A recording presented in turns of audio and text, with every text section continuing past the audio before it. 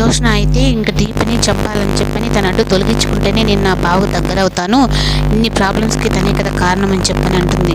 ఇంకా దీప ఎక్కడికి వెళ్తుందా ఏందా అని చెప్పని మొత్తం ఎంక్వైరీ చేసి అప్పుడు రౌడీలను అయితే అక్కడికి పంపిస్తుంది.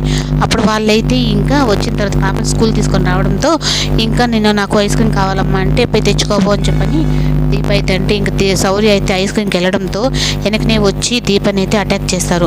అప్పుడు ఇంకా వాళ్ళతో చాలాసేపు వరకు పోరాడుతుంది. కానీ ఇంకా తను తల మీద కొట్టేటప్పటికి స్ప్రో లేకుండా పడిపోతే ఇంకా జోష్నానే వచ్చి తనకి ఆ కర్చీఫ్లో మొత్తం మంది ఇచ్చి అక్కడ పండేసేస్తుంది.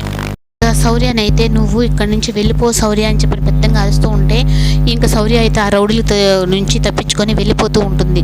ఈ లోపలైతే వాళ్ళు ఇంకా తనని వెతుకుతూ ఉంటే అప్పుడు ఇంకా జోష్న అయితే నీ కడుపున పుట్టిన పాపానికి ఆ పిల్ల కూడా చావక తప్పదు దీప అని చెప్పనని అంటుంది.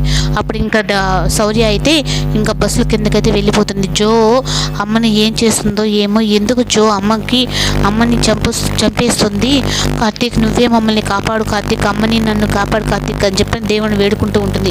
కానీ కార్తీక్ అయితే దీపని అలాగే వాళ్ళని వెతుక్కుంటూ అయితే వచ్చి ఇంకా బ్యాగు అలాగే శౌర్య చైను అవన్నీ చూసి ఇంకా మళ్ళీ తనని వెతుక్కుంటూ వస్తూ ఉంటాడు.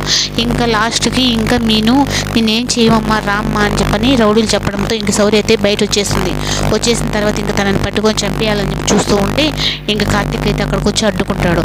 అప్పుడు నీతో పాటే ఇప్పుడు తల్లిని చంపేశాము, ఇప్పుడు ఇంకా పిల్లలు పని చేస్తాను, అలాగే కాదు ఈ వీడి పని కూడా చూసేయండి అని చెప్పానంటే ఇంకా శౌర్యకైతే ఇంకా శౌర్య జోష్న అయితే నేను మా బావను తప్పక వాళ్ళని చంపేసామంటే మా బావను కూడా చంపాలని చూస్తారా మీరు అని అంటుంది.